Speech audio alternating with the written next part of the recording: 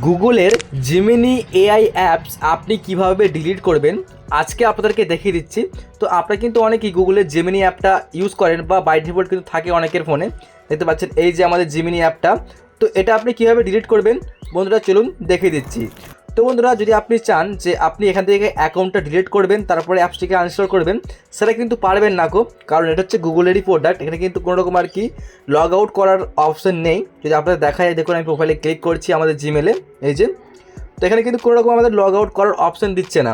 তো আমি কিন্তু একটা ভিডিও বানিয়েছি যে আপনি কীভাবে এই জেমিনি অ্যাপের অ্যাক্টিভিটিটা ডিলিট করবেন, সেটা আপনারা দেখতে পাবেন অবশ্যই। আমি কিন্তু ওপরে লিঙ্ক দিয়ে দেবো অথবা আপনারা ভিডিও ডিসক্রিপশনে ভিডিওটার লিঙ্ক পেয়ে যাবেন।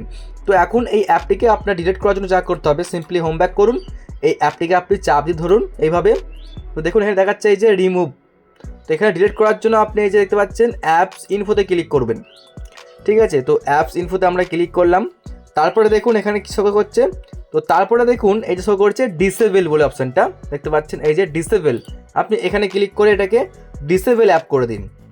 তারপর এখানে আমি পিন দিচ্ছি, হয়তো বা আপনারা দেখতে পাচ্ছেন না, এখানে ব্ল্যাক স্ক্রিন দেখাচ্ছে, এখানে সিকিউরিটি কোড দিতে হয়। তো এখন কিন্তু দেখতে পাচ্ছেন বর্তমানে এই অ্যাপসটা আমাদের আর কি ডিসেবল হয়ে গেছে, মানে এই অ্যাপসটা কিন্তু আর কোনো রকম কাজ করবে না, পুরোপুরি অ্যাপসটা লক হয়ে গেছে। এখন থ্রি ডটে ক্লিক করার পর আনইনস্টল দেখতে পাচ্ছেন এই যে আপডেটস, আপনি এখানে ক্লিক করে দেবেন একবার। আমি এখানে ক্লিক করে দিচ্ছি। আচ্ছা, এখানে সব কিছু আপডেটও ডিলিট হয়ে গেল এবং অ্যাপটাও কিন্তু আমাদের ডিলিট হয়ে গেল। বন্ধুরা এইভাবে কিন্তু আপনার অ্যাপটিকে ডিলিট করবেন, তাহলে কিন্তু খুব সহজেই আপনার এই জিমিনি অ্যাপটা ডিলিট হয়ে যাবে।